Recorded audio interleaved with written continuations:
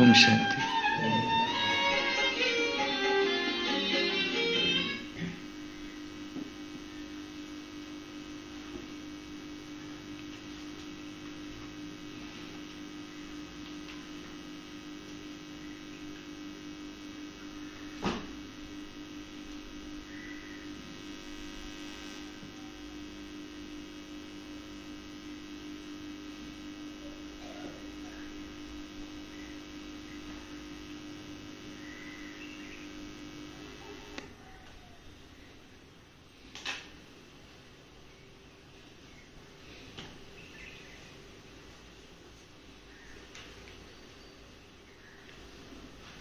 ओम शांति।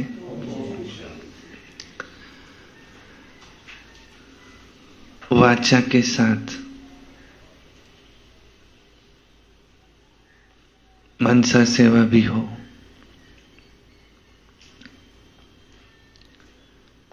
तुम्हारे चेहरे से, चलन से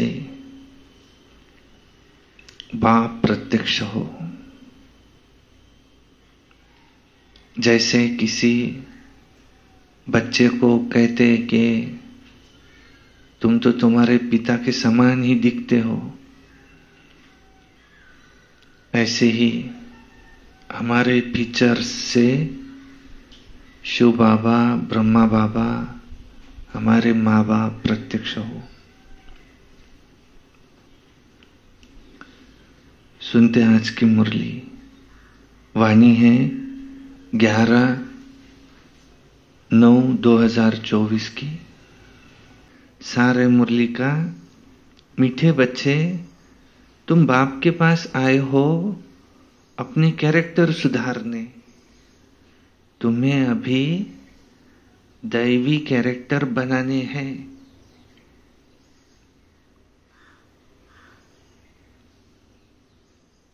प्रश्न है, तुम बच्चों को यहां आंखें बंद करके बैठने की मना क्यों की जाती है? तो उत्तर है, क्योंकि नजर से निहाल करने वाला बाप वो तुम्हारे सम्मुख है। अगर आंखें बंद होंगी तो निहाल कैसे होंगे? स्कूल में आंखें बंद करके नहीं बैठते हैं। आंखें बंद होंगी तो सुस्ती आएंगी। तुम बच्चे तो स्कूल में पढ़ाई पढ़ रहे हो। ये सोर्स ऑफ इनकम है। लाखों पद्मों की कमाई हो रही है। तो कमाई में कभी सुस्ती, उदासी तो नहीं आ सकती। इसलिए हमें कभी आंखें बंद करके नहीं बैठना है। बाबा को याद आंखें खुली करके, पढ़ाई भी आंखें खुली करके, मुरली क्लास में भी आंखें खुली हो, पूरा ध्यान हो हमारा। ओम शांति। मीठे मीठे रूहानी बच्चों प्रति बाप समझाते हैं। कौन किसको समझा रहा है? बाप अपने बच्चों को समझा रहे हैं। ये तो बच्चे जानते हैं कि रूहानी बाप परम धाम से आकर हमको पढ़ा रहे हैं। क्या पढ़ा रहे हैं? क्या पढ़ा रहे हैं? तमो प्रधान सत्व प्रधान कैसे बने। तो बाप के साथ आत्मा का योग लगाना सिखलाते हैं। ये सिखा रहे हैं, जिसको याद की यात्रा कहा जाता है। यह भी बताया है कि बाप को याद करते करते मीठे रूहानी बच्चे तुम पवित्र बन जाएंगे और अपने पवित्र परमधाम शांति धाम में पहुंच जाएंगे। कल क्या कहा था बाबा ने? अब तो वो दिन नजदीक आए हैं जो तुम अपने घर का दीदार करेंगे। कितनी सहज समझानी देते हैं। कहते अपने को आत्मा समझो और अपने प्रीतम बेहद के बाप को याद करो तो तुम्हारे जन्म जन्मांतर के जो पाप है वो भस्म हो जाएंगे। इसको ही योग अग्नि कहा जाता है। बाकी कुछ कहा है क्या बाबा ने? नहीं। बाकी के लिए बाहर दुनिया में क्या कहते? एखादे बॉस असतात, काय म्हण, तुले जास्तीची कामं करायला कोण सांगितले? तो हमको और ज्यादा के काम करना है क्या? नहीं, सिर्फ क्या करना है?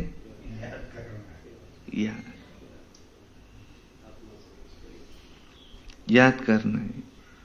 इसको ही योग अग्नि कहा जाता है। ये भारत का प्राचीन राजयोग है। इधर उधर की बातें करनी है क्या हमको? नहीं। जो बाप ही 5000 वर्ष के बाद आकर के सिखलाते हैं, बेहद का बाप भारत में आते हैं, इस साधारण तन में आकर के तुम बच्चों को समझाते हैं। इस याद से ही तुम्हारे जन्म जन्मांतर के पाप कट जाएंगे, क्योंकि बाप पतित पावन है, सर्वशक्तिमान है। तुम्हारी आत्मा की बैटरी जो अभी तमो प्रधान बन गई है, जो सतो प्रधान थी, अब उनको फिर से सतो प्रधान कैसे बनाए? जो तुम सतो प्रधान दुनिया में जा सको, वह शांति धाम घर में जा सको। बच्चों को ये बहुत अच्छी रीति याद रखना है। बाप बच्चों को ये डोज देते हैं। ये याद की यात्रा तुम्हें उठते बैठते चलते फिरते करना है। तुम कर सकते हो। जितना हो सके गृहस्थ व्यवहार में रहते हुए कमल फूल समान पवित्र भी रहना है और बाप को याद भी करना है, और साथ साथ दैवी गुण भी धारण करने हैं। क्योंकि दुनिया वालों के तो है आसुरी कैरेक्टर, तुम बच्चे यहां आए हो दैवी कैरेक्टर बनाने। इन लक्ष्मी नारायण के कैरेक्टर बड़े मीठे थे। भक्ति मार्ग में उन्हों की महिमा भी गाई हुई है। भक्ति मार्ग कब से शुरू होता है ये भी किसको पता नहीं है। अभी तुमने समझा है रावण राज्य कब से शुरू हुआ, और ये भी तुमने अब समझा है कि द्वापर युग से रावण राज्य शुरू हुआ। तो तुम बच्चों को ये सारी नॉलेज बुद्धि में रखनी चाहिए। जबकि तुम जानते हो हम ज्ञान सागर के रूहानी बाप के बच्चे हैं, वो रूहानी बाप हमको पढ़ा रहे हैं। तुम ये भी जानते हो कि ये पढ़ाने वाला कोई ऑर्डिनरी बाप नहीं है, रूहानी बाप है। वो हमको पढ़ाने आए हैं। उनका निवास स्थान वो है सदैव ब्रह्मलोक है। लौकिक बाप तो सबके यहाँ है। तो ये बच्चों को अच्छी रीति निश्चय में रखना है कि हम आत्माओं को पढ़ाने वाला कोई साधारण नहीं, परम पिता परमात्मा है, जो बेहद का बाप है। भक्ति मार्ग में लौकिक बाप होते हुए भी परम पिता परमात्मा को बुलाते हैं, तो उनका एक ही यथार्थ नाम है शिव। तो क्यों बुलाते हैं? क्योंकि वो हमारा बाप है। तो बाप खुद समझाते, मीठे मीठे बच्चों, मेरा एक ही नाम है शिव। भल अनेक नाम अनेक मंदिर मेरे से तुमने बनाए हैं, मेरे लिए बनाए हैं, परंतु वो सब भक्ति मार्ग की सामग्री है। मेरा यथार्थ नाम शिव है। तुम बच्चों को सिर्फ आत्मा ही कहते हैं, लेकिन मेरा तो नाम शिव है। हाँ, तुमको कोई शालिग्राम कहे तो भी कोई हर्जा नहीं, और शालिग्राम तो अनेकानेक है, परंतु शिव एक है। ये कहानी है एक शिव और शालिग्रामों की। शालिग्राम जन्म मरण के चक्र में आते, पहले सुख भोगते, फिर दुखी होते, दुख में शालिग्राम सब शिव को पुकारते, फिर शिव आते, सब शालिग्रामों को पति से पावन बनाकर वापस अपने घर ले जाते। तो वो सब का बेहद का बाप है, बाकी सब उसके बच्चे हैं। इसके पहले तुम हद के बच्चे थे, हद के बाप के पास रहते थे, ज्ञान तुमको नहीं था, बाकी अनेक प्रकार की भक्ति करते रहते थे। आधा कल्प तुमने भक्ति की, द्वापर से लेकर भक्ति शुरू हुई, रावण राज्य शुरू हुआ। तो कितनी सहज बात है, बहुत सहज बात है समझने की, परंतु इतनी सहज बात भी कोई मुश्किल समझते हैं। रावण राज्य कब से शुरू हुआ, ये तो कोई नहीं जानते। द्वापर से रावण राज्य शुरू हुआ। तुम मीठे मीठे बच्चे जानते हो कि वो बाप जो ज्ञान का सागर है, जो उनके पास है, वो आकर के बच्चों को देते हैं। शास्त्र तो भक्ति मार्ग के हैं। अभी तुम समझ गए हो कि 3 बातें हैं, ज्ञान, भक्ति और फिर है वैराग्य। ये 3 ही मुख्य हैं। सन्यासी लोग भी जानते हैं ज्ञान, भक्ति, वैराग्य, परंतु सन्यासियों का है अपना हद का वैराग्य। ये तुम्हारा है बेहद का वैराग्य। बेहद का वैराग्य वो तुमको सिखला नहीं सकते कि घर गृहस्थ में रहते हुए कमल फूल समान पवित्र रहो और बेहद के वैरागी बनो। नहीं, देखो 2 प्रकार के वैराग्य होते हैं, एक होता है हद का, दूसरा होता है बेहद का। वो है हठयोगी सन्यासियों का वैराग्य, वो है हद का वैराग्य। ये है तुम्हारा बेहद का वैराग्य। तुम्हारा है राजयोग, वो घर बार छोड़ करके जंगल में चले जाते हैं, फिर उन्हों का नाम पड़ जाता है सन्यासी। हठयोगी घर बार छोड़ते हैं और फिर पवित्र रहने के लिए घर बार छोड़ते हैं। ये भी अच्छा है। बाप कहते भारत तो बहुत पवित्र था, देवी देवताओं का यहाँ राज्य था, देवी देवताएं ये पवित्र थे, इतना पवित्र खंड और कोई होता नहीं। भारत की बहुत ऊंची महिमा है जो भारतवासी खुद नहीं जानते।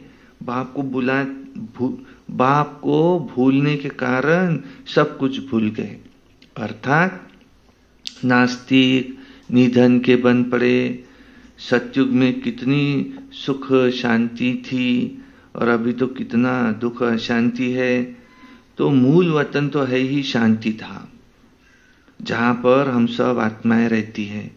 आत्माएं अपने घर से यहाँ आती है अपना अपना पाठ बजाने। अभी यह है संगम युग, पुरुषोत्तम संगम युग, जबकि बेहद का बाप आते हैं नई दुनिया में ले चलने के लिए।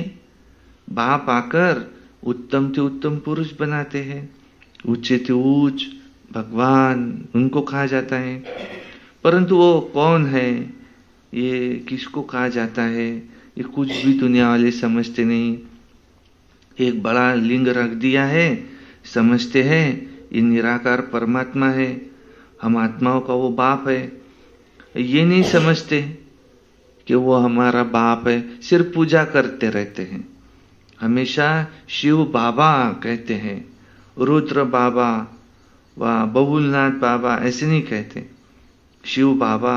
तुम लिखते भी हो शिव बाबा याद है, वर्षा याद है। ये स्लोगन घर घर में लगाने चाहिए, लिखना शिव बाबा याद है और वर्षा याद है, ये भी अच्छा है। वर्षा याद है, ये स्लोगन लिखना चाहिए।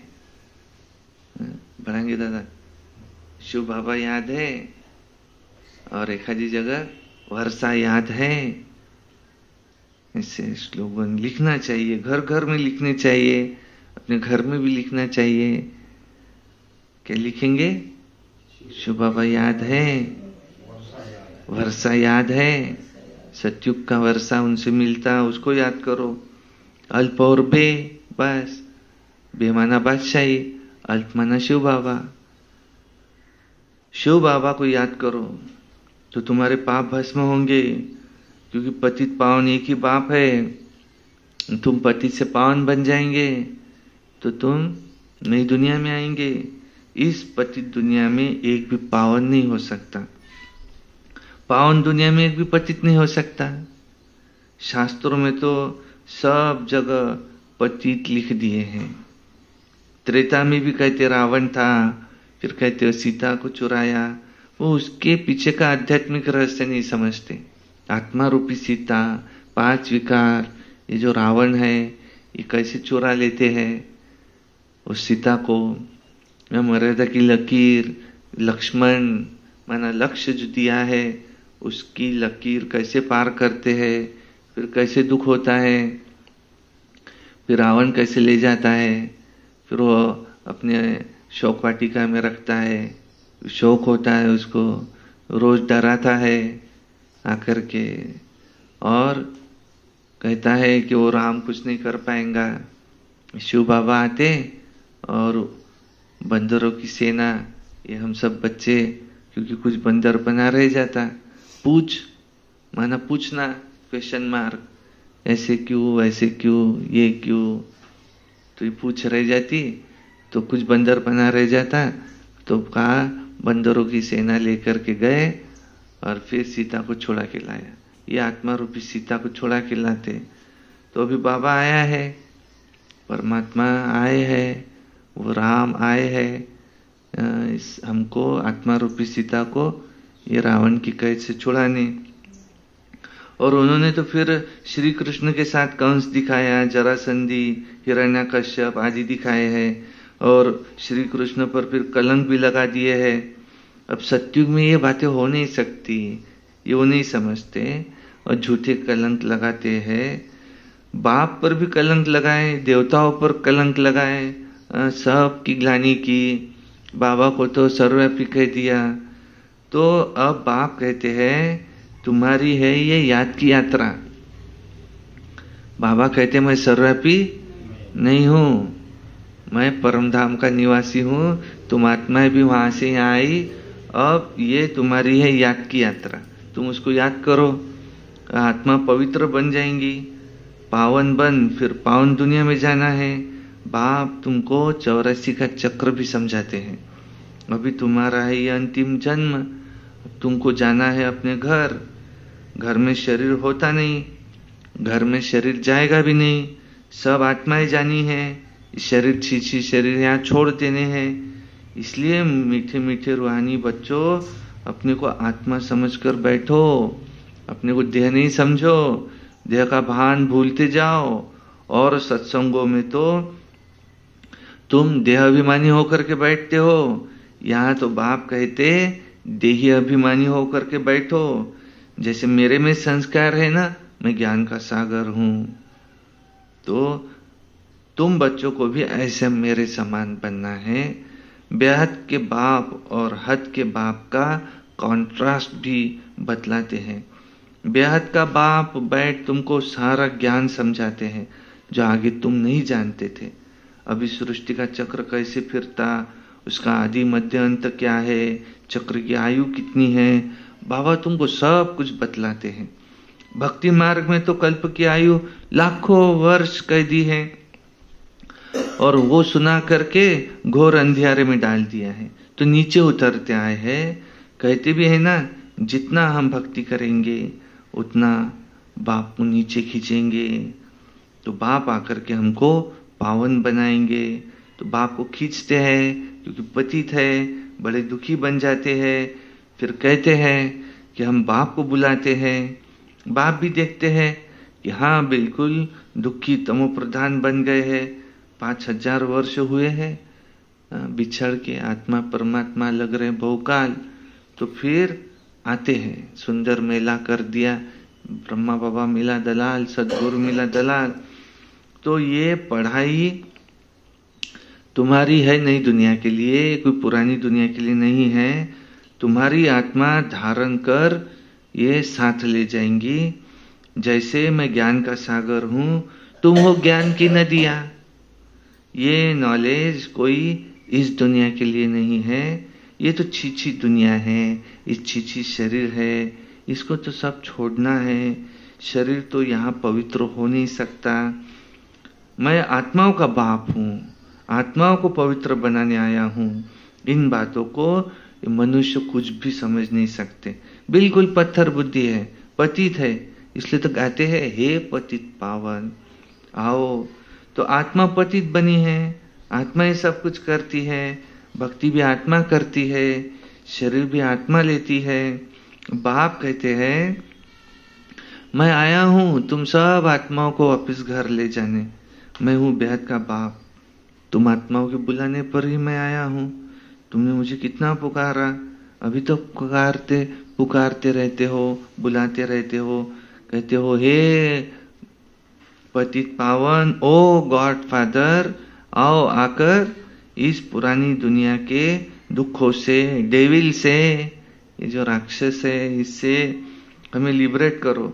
तो हम सब घर चले जावे, और तो कोई को पता ही नहीं है कि हमारा घर कहाँ है, कोई को पता ही नहीं है कि घर में कैसे और कब जाएंगे।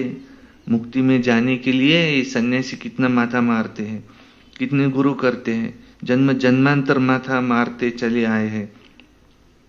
और वे गुरु लोग जीवन मुक्ति के सुख को भी नहीं जानते ना, वे चाहते हैं मुक्ति, कहते भी है विश्व में शांति हो, परंतु कैसे हो। सन्यासी भी मुक्ति को ही मानते हैं, जीवन मुक्ति को जानते नहीं, चाहते हैं कि विश्व में शांति हो जाए। सुख शांति का राज्य जिसको जीवन मुक्ति कहा जाता है तो जानते ही नहीं है। और मुक्ति, जीवन मुक्ति, ये तो वर्षा है, ये दोनों वर्षा बाप ही देते हैं। तुम जब जीवन मुक्ति में रहते हो, बाकी सब फिर मुक्ति में चले जाते हैं।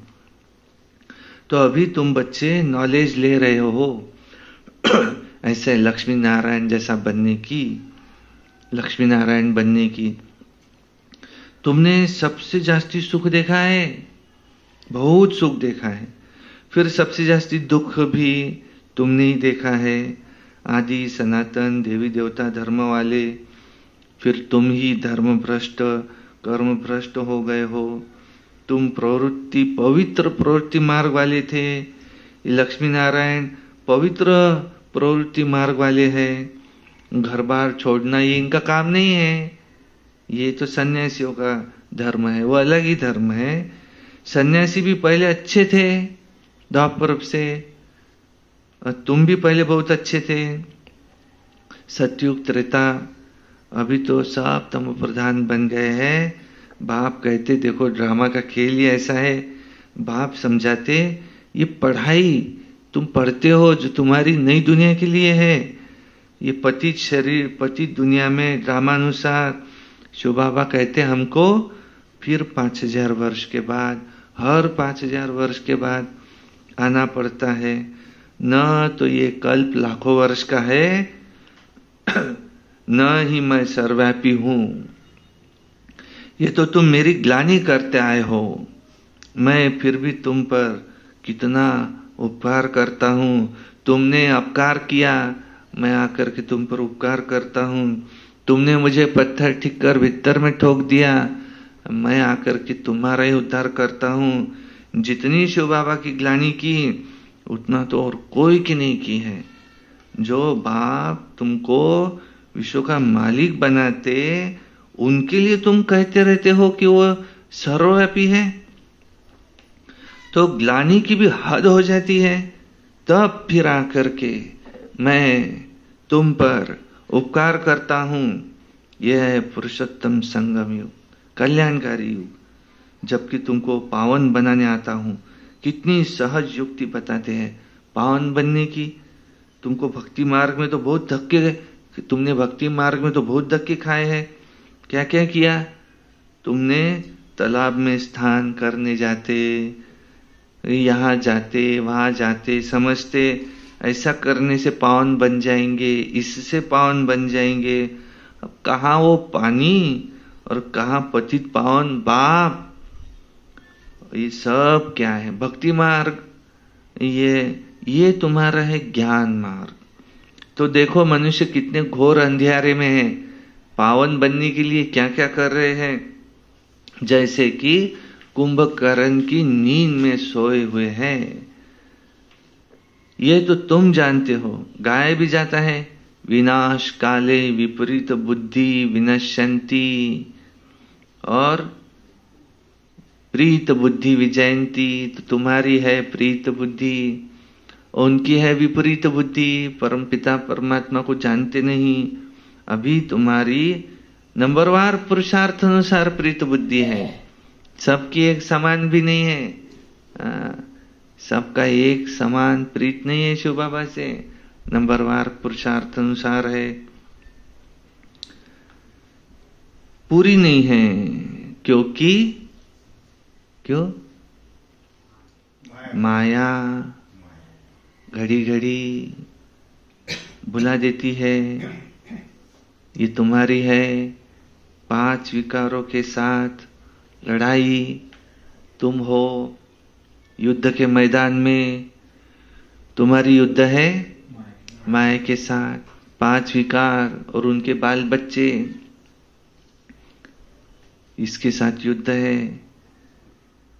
ये है 5 विकारों की लड़ाई। 5 विकार को रावण कहा जाता है। 5 विकार पुरुष के, 5 विकार स्त्री के। वो 10 मुख वाला रावण, काम क्रोध लोभ मोह अहंकार। रावण पर गधे का शीश दिखाते हैं।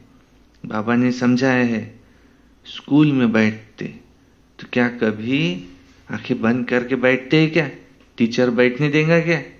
कहाँ ध्यान है? वो सो गया क्या? उठाएगा, ध्यान दो इधर, क्या पढ़ा रहे हैं, प्रश्न पूछेगा। तुम भी यहाँ बैठे हो स्कूल में, तो आंखें बंद करके नहीं बैठना। वो तो भक्ति मार्ग में भगवान को याद करने की शिक्षा देते हैं, आंखें बंद करके बैठो।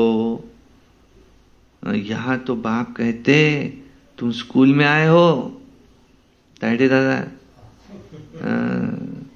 तो कभी आंखें बंद नहीं करना, आंखें खोल करके बैठना, पूरा ध्यान देना। तुम स्कूल में बैठे हो, स्कूल में कोई स्टूडेंट आंखें बंद करके बैठे तो टीचर क्या कहेंगे?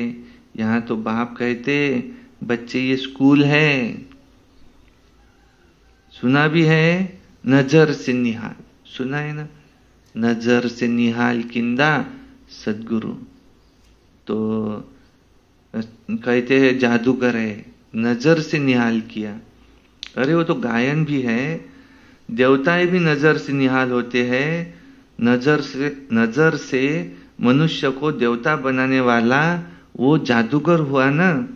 तो बाप बैटरी चार्ज करे और बच्चे आंखें बंद कर ले तो क्या कहेंगे?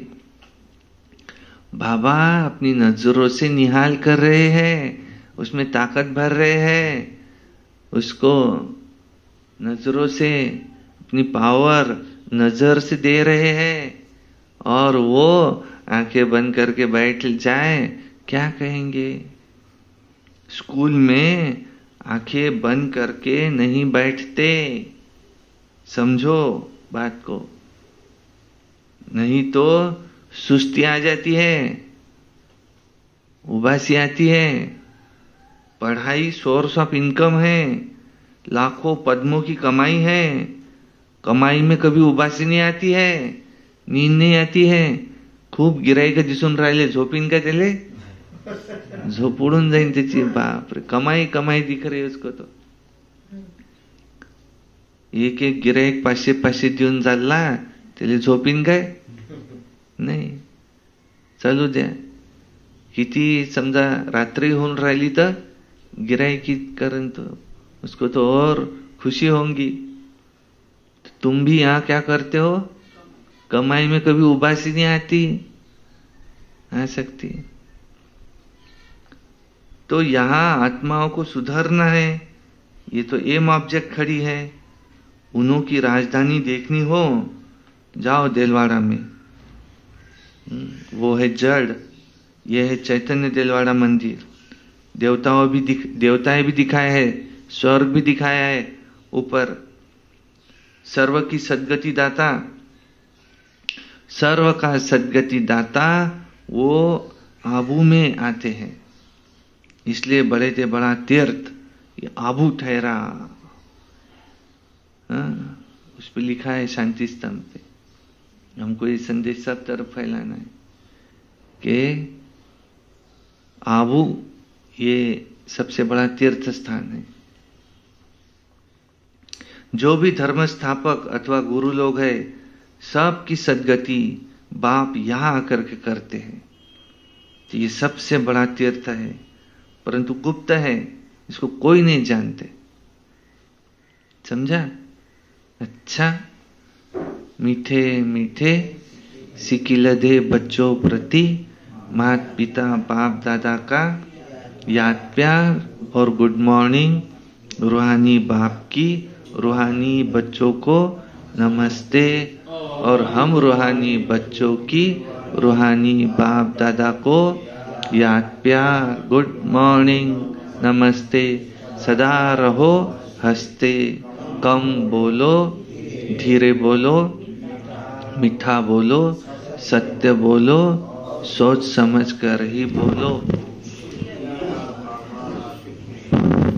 वाह बाबा वाह, वाह ड्रामा वाह, वाह मेरा भाग्य वाह, वाह ब्राह्मण परिवार वाह। मैं बाबा का, बाबा मेरा, योगी बनो, पवित्र बनो।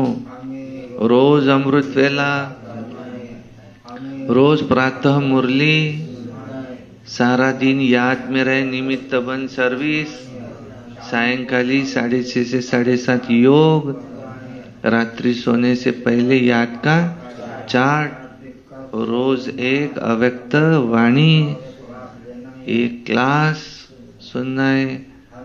कभी क्रोध नहीं करना, सदा प्रसन्न चित्त रहना। ये वर्ष हमको मुक्ति वर्ष मनाना है।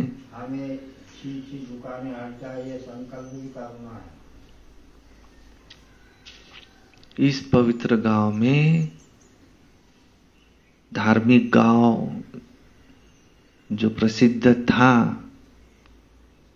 और जो इस गांव को ग्रहण लगा, जो जहां तहां ये मांसाहार की दुकानें लग गई, तो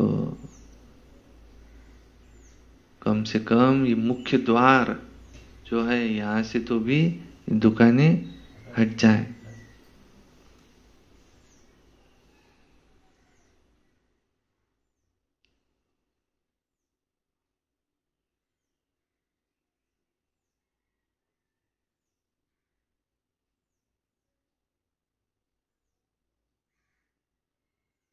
और बाजू में लग के हॉल भी बनेगा, सरस्वती भवन भी बनेगा, संकल्प से बन जाएगा। अच्छा, ओम शांति।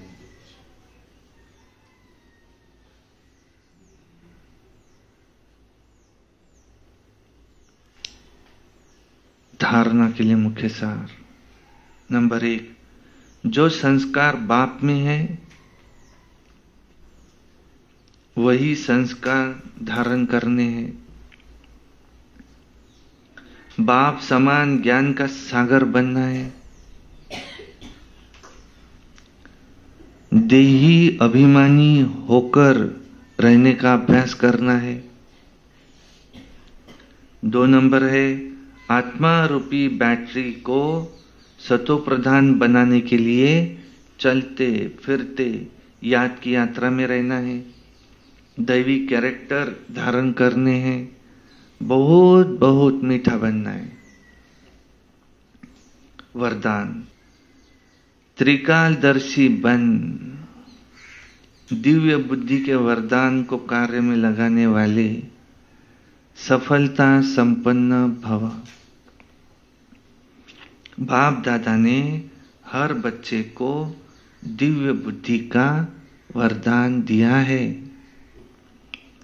दिव्य बुद्धि द्वारा ही बाप को, अपने आप को तीनों कालों को स्पष्ट जान सकते हो, सर्व शक्तियों को धारण कर सकते हो।